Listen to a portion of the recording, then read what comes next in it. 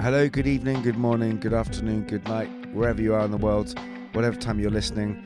My name's Elijah and I'm your podcast host. Welcome to season 2 of Songwriting for Songwriters. My very special guest today is Texan-born songwriter Heather Little. Heather has won 2 BMI awards. She's written loads of songs with Miranda, Lambert and Sweeney, and she's just released an amazingly beautiful new album called By Now. Of all the conversations I've had on Songwriting for Songwriters, I have to say this is a conversation in which I felt like I was talking to myself almost, like the how songs arrive and how they come along for Heather is very in sync with the way things are for me. So I really enjoy talking to her and go and familiarise yourself with her songs. By Now is the new album by Heather. And also, if I can just draw your attention to my book, The Songwriter's Handbook, on Amazon and Kindle. If you're a songwriter, whether you're super famous or you just enjoy writing songs or you've never done it before, this book will help you to find a seed or a spark of an idea. So you can check that out, The Songwriter's Handbook by Elijah Wolf on Amazon or on Kindle. I've had a few people ask what is the theme music of this show this season, and I just wanted to let you know it is a song called What Is Love by my band, The Gravity Drive. So you can check that out at thegravitydrive.com or on Spotify or wherever else you get your music from. And also, if you've got a message, if you'd like to suggest a songwriter, if you'd like to suggest a way for me to improve the show or any ideas, please email me songwritingforsongwriters@gmail.com. Thanks very much. Over to the conversation with Heather. I hope you enjoy. Bye-bye.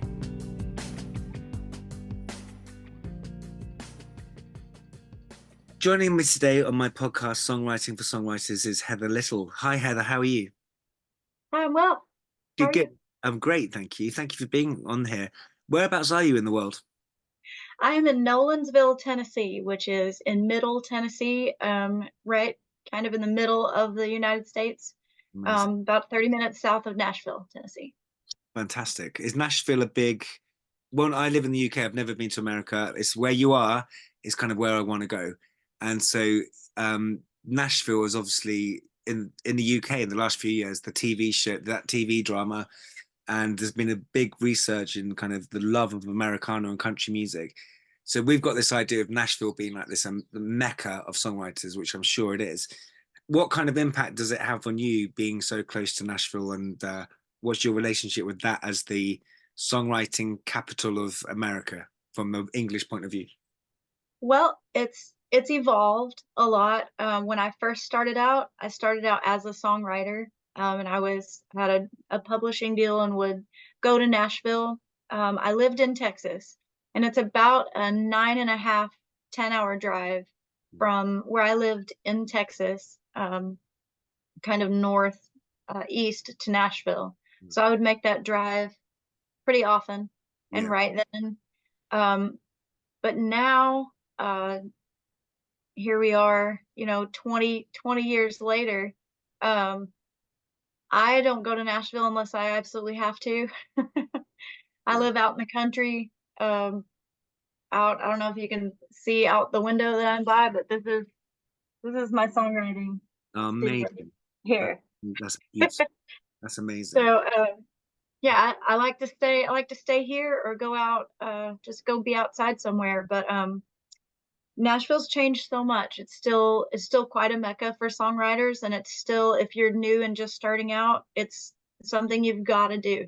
I feel like you've got to come and be in it and experience it and kind of see what it looks like. It is a giant machine, so it's good to jump into the middle of it and see what it's like to get kind of tossed around in it. And I recommend it just for learning purposes. Yeah, I agree with that. That's good.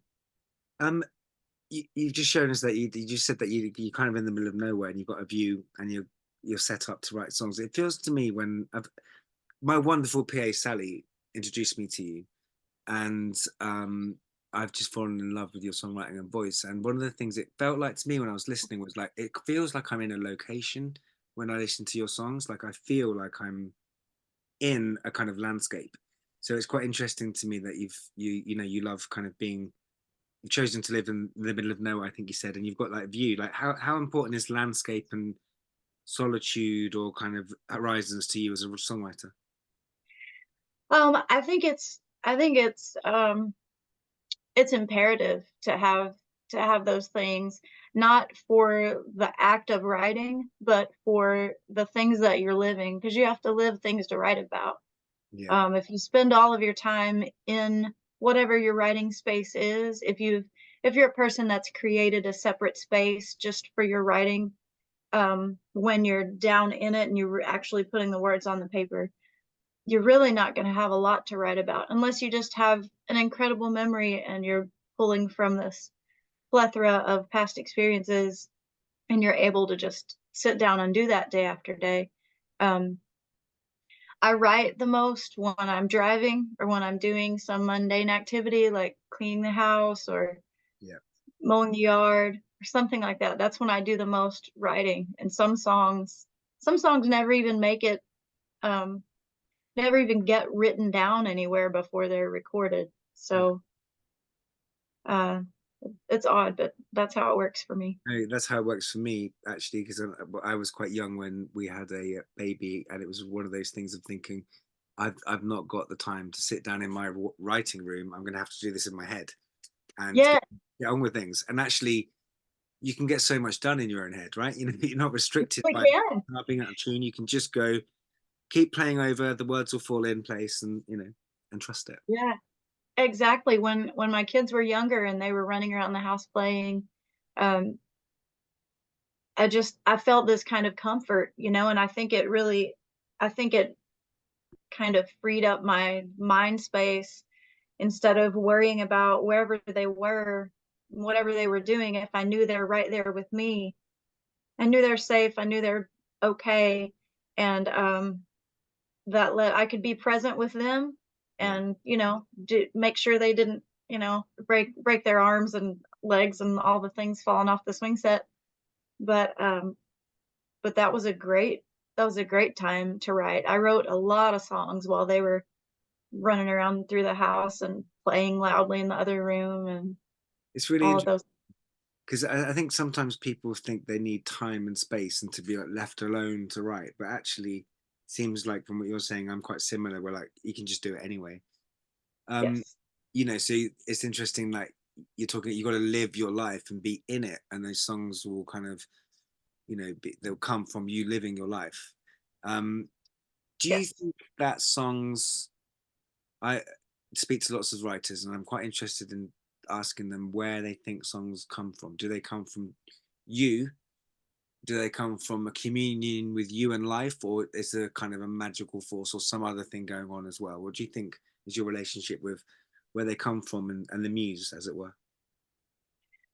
I I've always just had this feeling and I can't even really explain it. I don't have any real tangible basis for it, but I feel like, and I especially feel this, I don't co-write much anymore at all. There's two people that I write with ever, and it's really infrequent. But I've always felt like they're just floating around in the air somewhere, Yeah, and somehow we're just finding the wherewithal to pull them down yeah, and wrangle them into a shape. I just I feel like they're right there. I yeah. mean, how many times have you heard a song with a line in it it's simple and it's plain as day and it doesn't feel contrived or made up really. It feels so true and just where you go, "Ah, why didn't I why didn't I think of that?" Mm. I feel like that feeling is that's what the whole thing is about, is all these things, we're connected to them. It's just a matter of finding which balloon string to pull down and go, "Ah, this one right That's now." that's exactly how I feel. Exactly the same. Um, you're having listened to you the last few days. There are some songwriters who like entertain or they have hooks and they kind of tell stories or it's very entertaining to listen to them. And then there's other songwriters that you may know all your life or you may have just been introduced to their music, but when they sing a song, you listen and for me instantly, I was like, who's this? Wow, I need to listen to this person. And like lines coming through, like you said, you're saying stuff to me like you're talking to me. When you write words, are you kind of just letting it all come out? Do you edit those words, or is it just like how do you, what's your relationship with actually the wordplay of a song? Um, well, it has to sing smoothly, just the mechanical part. If it doesn't sing smoothly, Yeah. it's usually because it is not something that a person would just say. And I know that, so I ask myself, is this true? Is this real? Um, because a lot of times, you have to kill your darlings. You love a specific word and you fall in love with it so much that you just like, oh, I just really want to say this word, or I really want to use this phrase.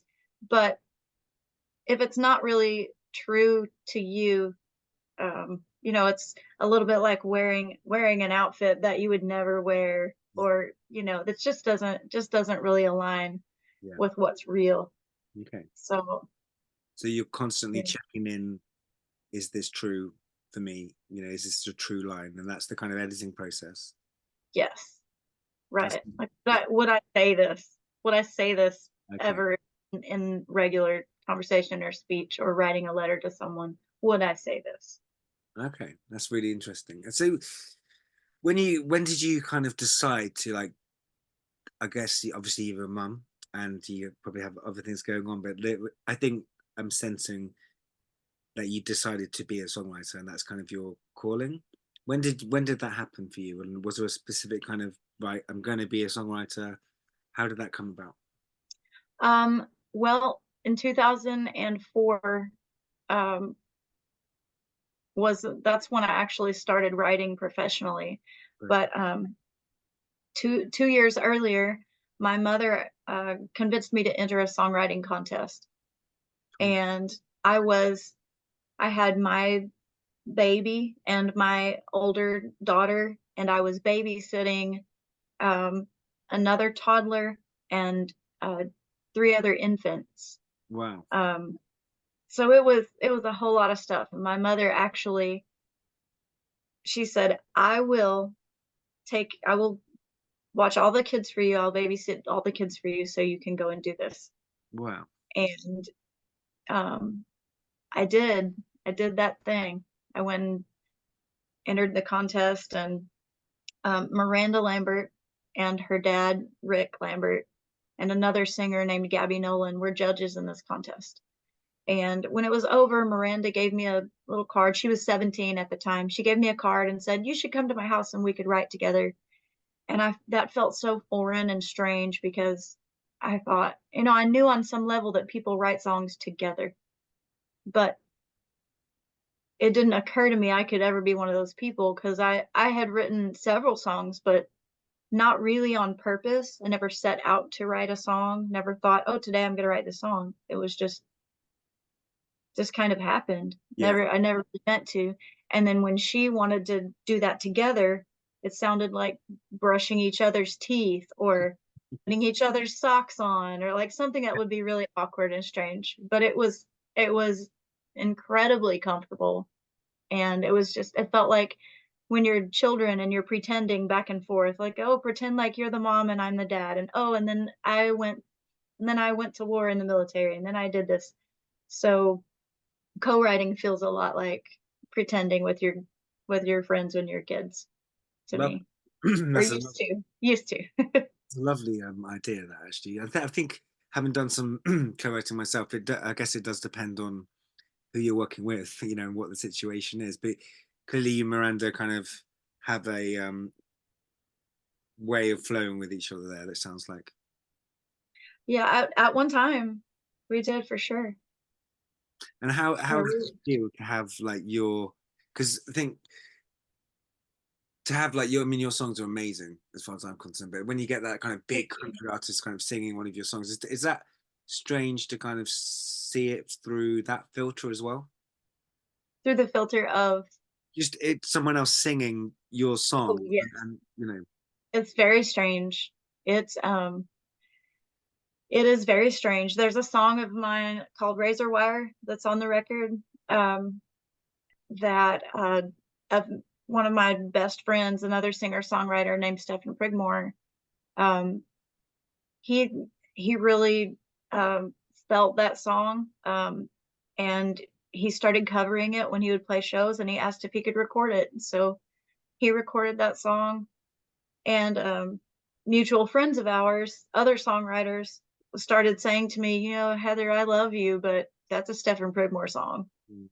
And it, it's really interesting how another artist Yeah. can feel something so deeply that when they repeat it back to you, you feel something that you never heard in your own words and that you never felt when you were writing it. That's real. It's very strange, but it can be really wonderful. Yeah, I've not had that happen to me that often, but I've had it happen a couple of times, and it's quite a strange thing where you start to hear someone perform it, and then you're like, "What's this? I'm aware of this, but it's not what I've done." And then it's almost like seeing their way in, isn't it? You're like, "Whoa, like okay, I didn't see that element of where you're going, but that is kind of my song, but actually." You've opened it into a whole different universe, which I didn't quite know was there. And it's like a friendly stranger or something. It's quite a weird. Yes. Oh, that's a great description. Yeah. Yeah, like a friendly stranger. Like I feel like I know you. I know I don't know you, but I feel like I know you. That Yeah, kind of thing. exactly, exactly. Actually, coming back to Yeah. that, you were just talking about a minute ago about how songs, I agree that they kind of exist. I was speaking to a songwriter last week, just saying I've had this one piece of music which keeps on coming back, and it comes out once every like 4 years, and it's really weird.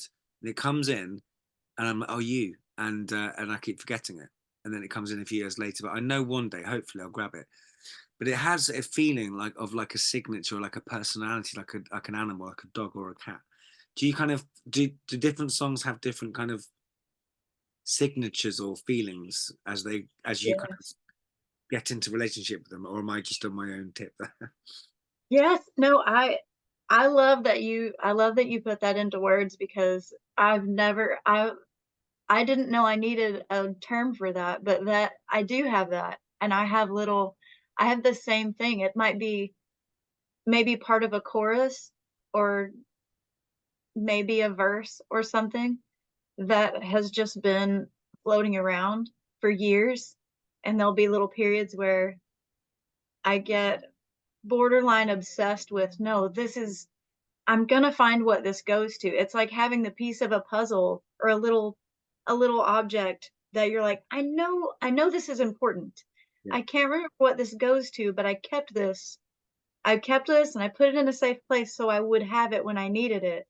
But I couldn't for the life of me say exactly where it goes or what it's for, but I know it's important. it's so So it's like hoarding words and songs. yeah, it's such a weird thing to kind of choose to do with your life because it sort of doesn't matter, but it feels like it's the most important thing in the world at the same time. It's a very strange thing. Yeah, yeah, I get that. What kind of influences were around you what were you soaking up as a young kind of child and teenager, and that kind of you would say maybe inspired you, or who were the writers that you loved growing up? Um, the very first writer I loved would be Rickie Lee Jones. Mm, Um, she was playing on the 8-track player in my mom's 78 Thunderbird, nice. and I just kind of fell in love with her voice and her writing.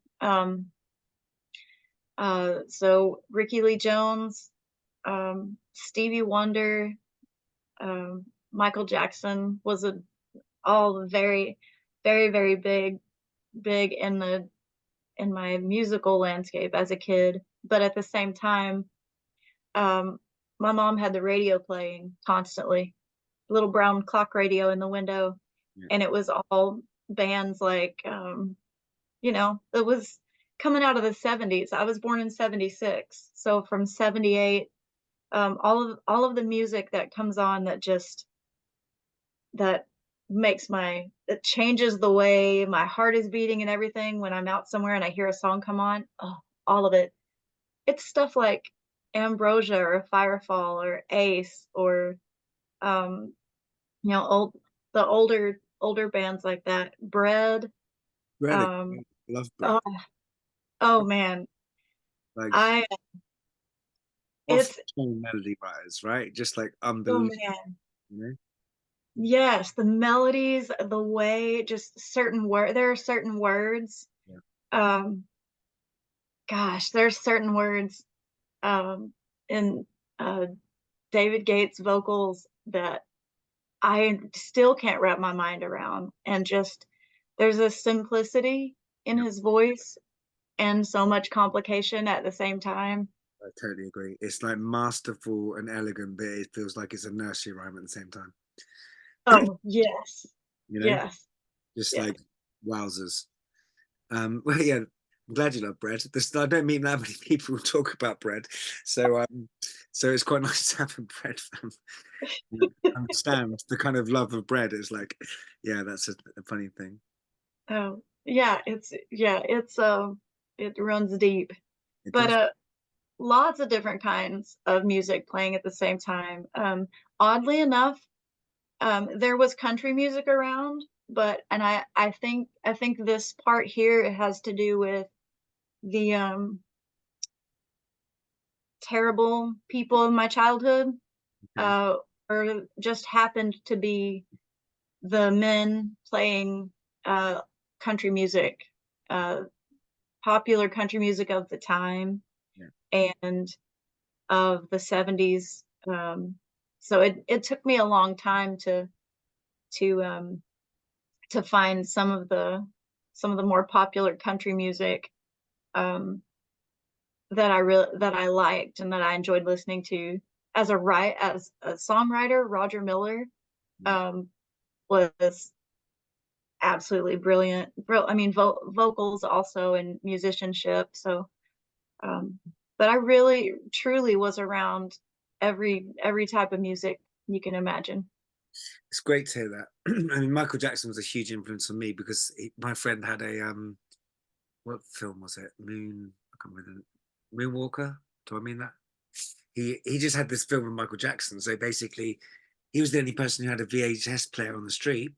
So we'd just go around to his house and watch the same film every single Saturday.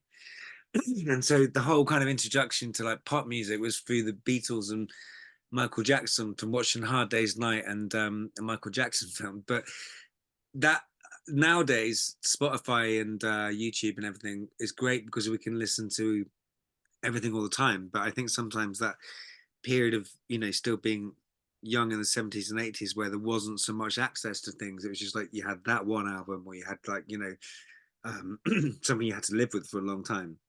It's quite an interesting element which we don't have anymore, but also so important that you're saying about the radio being on and song after song after song after song, because you learn subconsciously, don't you? I think as a writer. Yes, yes, you absolutely do, and you um, because you're not picking and choosing things. It's a little bit like when you're a baby and your parents are choosing what you eat Yeah, and giving you food. You never know if you like something if you're not exposed to it. yeah. And sometimes you're exposed to it in the beginning and it doesn't resonate with you. And then later you hear it in another context or from a new perspective, or after 10 years of things being really hard, you hear a song and it resonates with you. And sometimes you hear a song that you thought you knew the words to, and then you say, that's what that song is saying. Oh my gosh, I feel that so much. That's so true. I had So there's a music journalist in the UK actually who's got this concept where I can't remember his name now, but he said that in even music you don't like or you think you hate, in the end actually you end up loving it because it's just meant to be there for you to listen to, and it'll unveil itself at some point where you could hate something and all of a sudden you're like, oh, I get it actually, and it lands at the right moment in your life, or like you said, the song lyrics you didn't know were there come and just go, hey. So anyway, it's the gift that keeps giving, I think. yeah, yeah. So we have a question here from Sally. Could you tell us if you ever took part in any of the open mic songwriter nights in Nashville and if it ever led anywhere for you? I've never been. Okay. I've never been.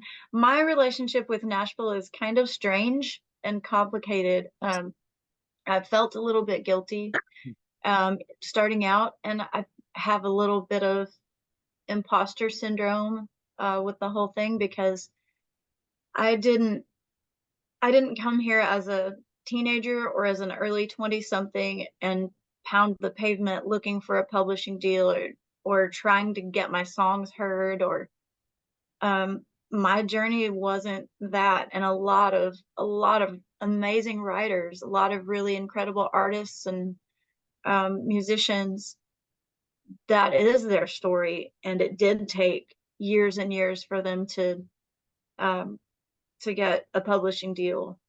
But mine fell, it just literally fell in my lap. Yeah, and It why was it was everyone? luck. I can't take any credit for how that came about for me. Yeah, but everybody has different ways in, don't they? Different stories, and I think, I mean, one of those things about imposter syndrome is that I think everybody has it on some level, but it's Uh, just happened the way it happened, which is great. And one question I wanted to ask you is: there seems to be a gap between your last album and this new album that I've been listening to by now. You obviously said you've been a mum and lots going on, but was there a kind of deliberate decision to wait that amount of time before recording a new album, or was it just the way it worked? it's really more the way it worked. I had several opportunities to make records in that interim period, and um, none of them none of them really turned out to be what what they set out to be in the beginning. Um, there were a few well-meaning people who offered to make recordings for free, um, or for some type of transactional thing, like, oh, this will be good for both of us. You'll get your record out there, and then I can have my name out there as a person who makes records, that sort of thing.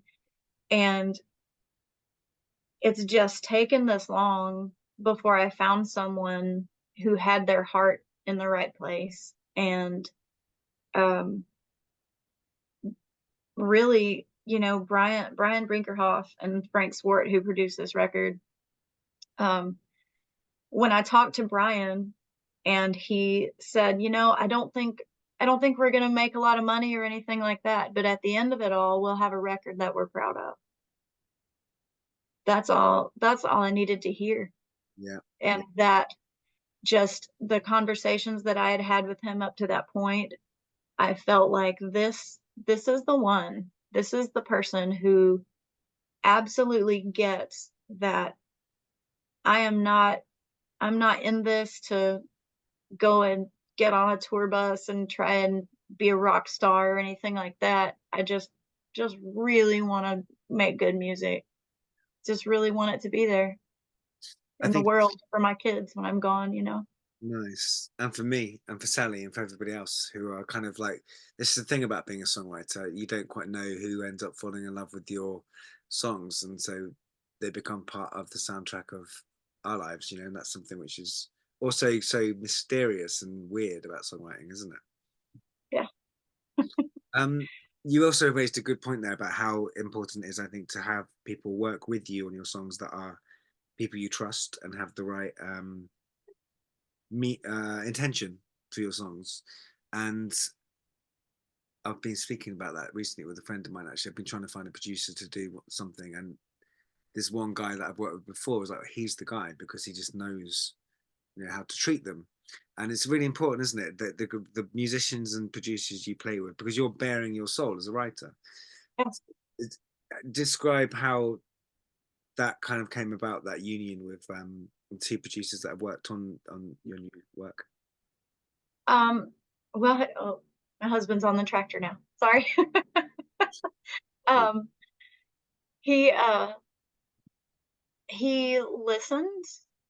Um, he had me send him songs. I had all of these little work tapes that I'd recorded on my phone, Nice. and he I had done some vocal work for him on a previous project, and so um, he just asked me, what are you doing? What do you want to be doing?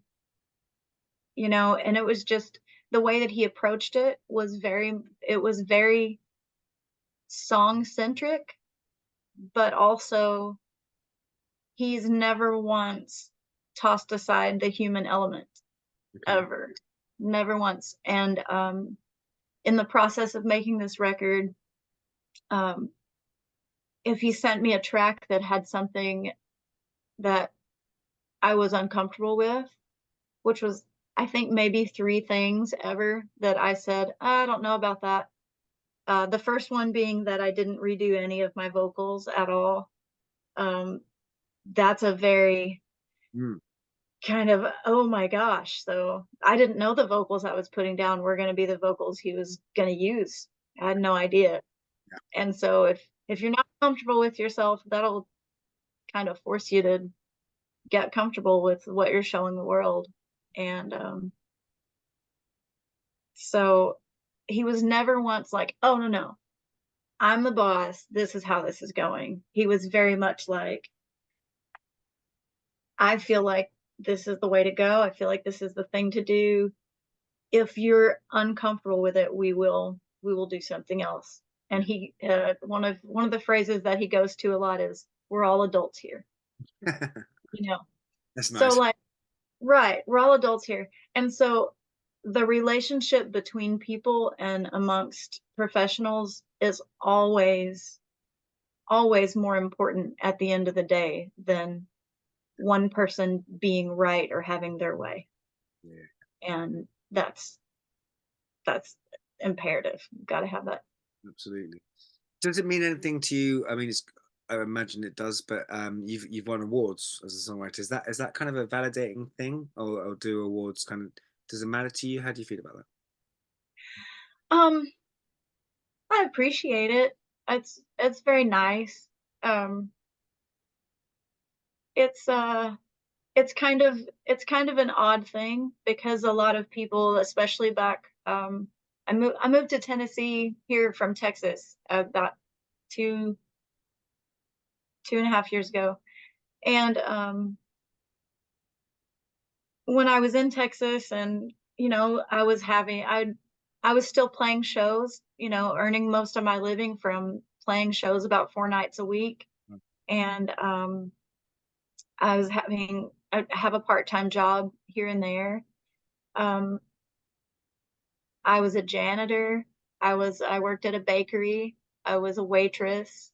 I worked at a daycare for 2 weeks. Not for you. That was awful. Never do it. Hence. Terrible experience.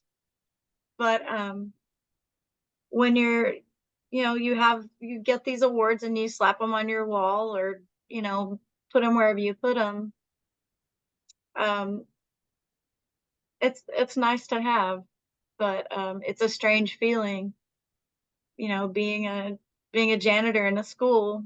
Like, yep, I sat at a table next to Chris Christopherson's table and uh, got my little BMI award while he got his lifetime, you know, Yeah. that, yep. Oh, excuse me, I have to go now. There's a toilet I have to, clean in the next room. I mean, that's So, amazing. That's because I guess the reason I asked that question was like, is it important, do you think, as a songwriter to be, or is it important to you to be like recognized and seen as a songwriter, or seen to have some level of kind of acclaim? Is that an important thing? Or if you even just, if someone, you write a new song, is the feedback important to you, or is this kind of just like you do you, and whatever happens happens? um, I feel like feedback is important to the extent that we share our songs with people because on some level we need that connection. We want to know that we're heard, just like someone who does not write songs. If you pick up the phone and call someone and there's no one there, you've not said anything. Mm. You nothing has happened. You've been ineffectual, and there's not been a point in opening your mouth to say anything, because we all have something to share, and reasons that we want to connect with other humans. And for someone who is a songwriter like yourself, it's a way that we connect with other people. So I would say that to the degree that um, I want I want people who hear my songs to feel like they're a little less alone, really is the biggest thing. That's a, Is I want them to feel, like they're not the only person in the world who's had a particular type of struggle. I used to not share songs because I felt like the stuff that they were about, oh, nobody's gonna get what this is about or understand or feel this. yeah, And really the exact opposite is true when you shine a little light in the dark in the woods yeah. and three more lights shine back at you and go, oh yeah, me too. That's a that's where it's at for Am I me. I allowed think to that's steal the important. title "A Little Less Alone" from you? Because you just said that, and my songwriter head just went, "I need to write a song called "A Little Less Alone." Is that right? Do I have your permission? Oh, I love, please do. That literally Please jumped do. out of it. No, I know what she means. I need to have that as a. I need to find that. Go into that. Um, Thank you. I mean, the way you're talking is very evocative, and I think hopefully helpful. On this podcast, we have lots of songwriters listen to it, and music fans, and often people that have never heard of the person I'm speaking with, but then they fall in love with their music and do what they're saying. And I think that's going to be the case with the conversation we're having here. So thank you very much. Do you do you Of course. do you have any advice to songwriters, to people starting out as songwriters who maybe have just started to write and they maybe want to make it their thing? Do you have any advice to give them? Have a little. Um, I think relationally, if you are a person who co-writes, who can write with other people, I think you should write with as many different people as you possibly can. Yeah, Um, Not for a networking type of thing, because that doesn't matter as much as they say. that's so true. Yeah. I yeah, I wrote songs, especially in the beginning. I wrote songs with people nobody knew, people that my publisher told me were absolute nobodies. Um, why are you writing with that guy? If you find someone that speaks to you musically and you two are able to put together your thoughts and feelings and gather them into something beautiful to express something important or something that just sounds good, Yeah, you should do it every chance you get. And that is regardless of who the big important people say is worth your time, because you are the only person that gets to decide what your time is worth. yeah, Um, but and then mechanically, I would say when you're writing, don't write don't write something in a song that you wouldn't say to someone, because it comes off kind of contrived. It feels like, I'm not sure that person would say that. You can almost always hear when someone is singing something that they don't even believe themselves. yeah, So make sure if you're trying that when you're singing, you're not trying to convince someone, especially yourself. yeah. That you're in trouble if you if you catch yourself trying to convince yourself, then you're in trouble, aren't you? That's like Yes. that is yeah, that can happen sometimes as well. Yeah. Um, do you edit your song after you've done had the initial kind of like thing happen, arrive, the song arrived? Do you go back and like edit words or anything, or do you just kind of let it be its thing? And I mean, obviously there might be some tweaking, but some writers I speak to go over, you know, version after version after version. Are you someone like that, or do you kind of let it be its thing? Um, it's it's generally, by the time it's out, um, it generally stays the way it is. There have been a couple of songs that I sang played out at shows so long that things within myself or within my life evolved to a degree that I would be in the middle of playing the song and be like, "That's not true. That it used to be, but Uh, that's not true anymore." Interesting. And, yeah, and like, there's a handful of songs that I don't play at all anymore because I don't feel that way anymore, and were I to write that same song again, I would not say those same things, Mm. um, or advise people of, to do or think the way that those songs were worded. So, um, yeah, if it's a good song that I still feel and love, and maybe one or two words aren't true anymore, then I will absolutely change them. Um, but normally they just stay like they are.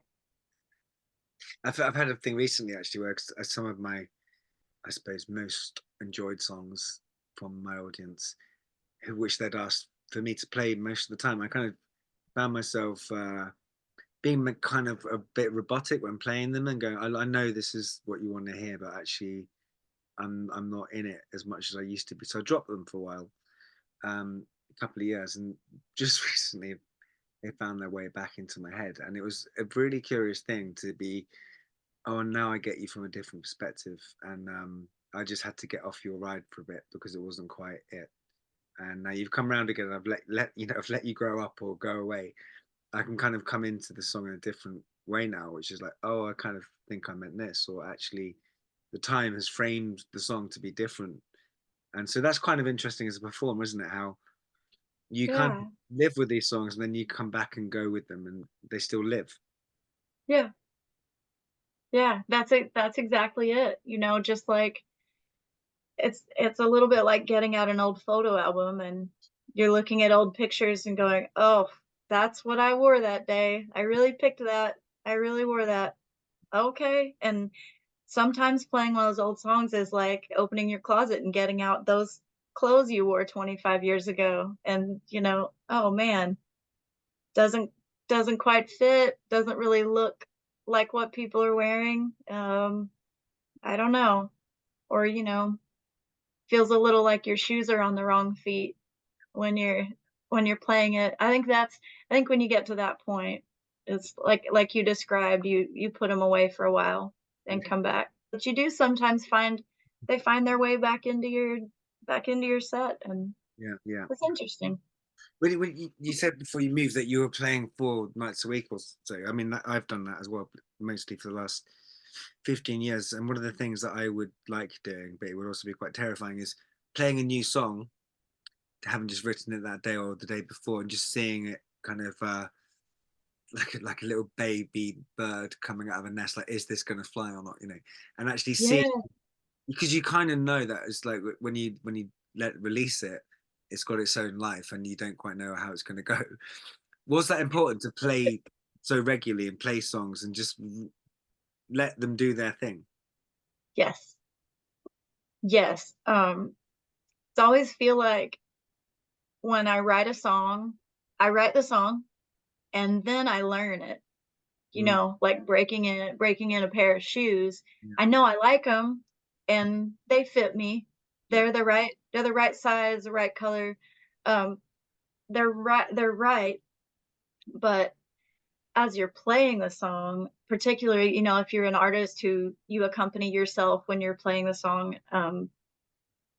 it becomes one fluid movement, like the muscle memory and everything that goes along with that song. Mm, And so I feel like there's a learning process, and that's where it happens. For me, has always been um, pulling out that new song. Um, Normally, it would either be at sound check, mm, or it would be, oh, well, no one is listening, or like we're in a noisy room now, everyone's talking. Let's do that. Let's do that new one and see what happens, because that's really the best experiment. You don't have a captive audience. It's not, when people are kind of paying attention, but not really, and you're playing something new, if someone who wasn't previously paying attention keys up and starts listening all of a sudden, you say, oh, okay, it's a maybe weird, there's something to this. it's a weird thing that, because when that happens, it's like you're aware that it's this thing has got its own power, and it's not about the big I am singing it. It's like, no, this little beast has got some kind of like Yeah, little pet has got some kind of stickiness somehow. You know, it's a weird thing though. yeah. One of the things I used to do sometimes, I would find myself slightly going through the motions sometimes playing live, and then catch myself going through the motions and think I'm going to play the most like, and not depressing, but like raw kind of.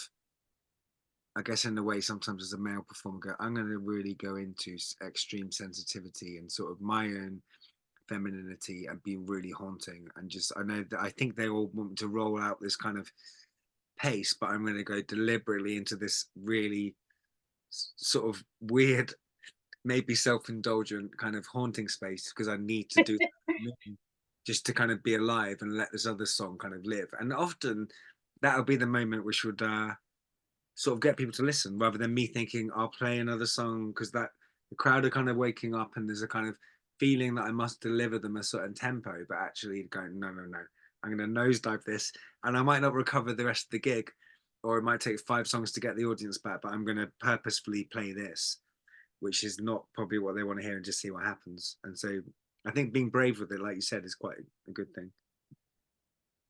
Yeah, I mean, it's when you do the opposite of what the crowd expects, I feel like there's some value in that. You know, there's some just kind of breaks up the vibe a little bit. And if no one was listening before, then there's a good chance they would be listening then. Thank you for giving me your time. I've got a couple of last questions if you don't mind. So Of course. first of all, like what's happening for you now? Are you kind of writing more songs? Is there a plan as a songwriter right now? Where are you at and what's happening? You just released a new album, so that's very exciting. Yeah. Just doing kind of doing what goes along with getting the new album out there, and talking with some folks, and uh, playing a few shows here and there. I just came off of a uh, couple of runs of shows around the United States, just like the in the South. Um,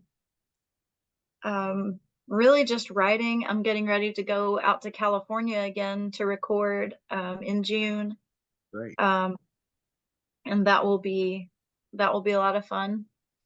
Uh, more more of the same, hopefully, with Brian out there, and so that's the main thing. And then I guess I am writing. I was gonna say I'm not really writing, but I guess I am. I'm not co-writing at all, but You seem just getting like someone who's probably writing all the time, even if you don't know you are. yeah, yeah, I am. I wrote you know, I can every time I play a song, I remember immediately where I was when I wrote it, and it's always someplace you wouldn't think. The song on the record called Landfall. I was working at a bakery and I wrote it on the back of one of the bakery slips. So Amazing. on one side it says, you know, there's different kinds of cookies and pastries that you can check off, and on the other side it's the lyrics to Landfall. Brilliant. So um so I'll be doing some mundane activities, and probably writing a lot It will happen. until Do you read, I am um sorry to interrupt you. Do you read a lot? Is reading important to you as a writer? you know what? I wish I was a reader. I love audiobooks. Yeah. Uh, when I try to read, my mind wanders so badly. Um, so badly. I can even read out loud, um, and be thinking of something entirely different the entire time. It's the first time I've ever heard anyone say to me go, I know that I do that. It's like, that's hilarious. I know exactly what you mean. Yeah. Yeah, Yeah. takes forever. Yeah. Takes me forever to read a book in print. Um, I have to just really be in love with it from the very first line. I read The Catcher in the Rye, Hmm. and J.D. Salinger is a great writer, and he's he's just so incredibly true to himself that he's not gonna ever have an audiobook of Catcher in Rye, or he's such a purist. Um, but I've actually tried to go back and read The Catcher in the Rye Okay. a couple of times, and I've still gotten just a little ways into it and realized, oh gosh, the last 3 pages I've been thinking about the kids, like the school stuff or It's weird, isn't it? something different. I think I've tried Yes. to finish Zen and the Art of Motorcycle Maintenance about 10 times. And it's not because it's beautiful and brilliant, but the same thing. It's like, okay, I've just missed a chapter because I've just been somewhere else. So Yes. I resonate with that. It's so Um, frustrating. it's so strange. So the last question I ask every songwriter, actually, let me just, before I say that, where can people find your music? Obviously on Spotify and YouTube. And songwriters out there or music fans, I really, really love Heather's songs and can't recommend them highly enough. So go and check them out and buy the new album or stream it. You've got the website as well. I do. It's under a little maintenance right now, but it's heatherlittlemusic.com. And my Facebook page is Heather Little. And that's probably the best place because everything gets posted to the Facebook page. So you Brilliant. can find merch there, you can order the CD, um, all the things.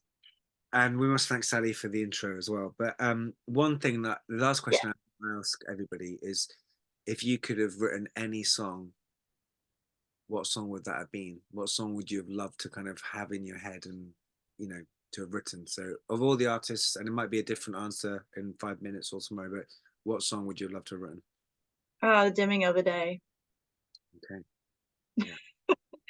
That's and I blame Bonnie Raitt, even though she, of course, did not write it. Her delivery of that song just devastating. There are lines in that song that I couldn't even repeat them to you right now because I will cry and embarrass myself on your show. But You're welcome to do that if you like to. just devastating. My brother sent me that song years and years ago, over a decade ago. My brother said, I don't know what you're doing, but it's not as important as this song. So it was Bonnie Raitt's version on her road tested album. And there's just a pain and suffering in her voice with those lines. When it says, I see you on the street and in company, why don't you come and ease your mind with me? It's like, what is so wrong with me that you're choosing everything else in the world and not me? That's just reminded me of this. That's beautiful. It's just reminded me of a song by Alison Goldfrapp under the name Goldfrapp, and it's a song called A and E, and it sort of is in that same vein of that slightly unrequited love or slightly kind of removed from somebody that you used to know, and that line could just cut me up in the same way. So check out a song called A and E by Goldfrapp. It's a bit poppy, but like lyrically, it's just like this idea of like, how did I end up in accident emergency? All I wanted was you to take me out. And every time, even now, I'm like, what is that? Just like it's so raw. It's so raw. But thank you so much for your time. I've really, really enjoyed talking to you and getting to know your music. And thank you. Of course. Thank you, Elijah, for having me. And thanks, Sally, for the introduction.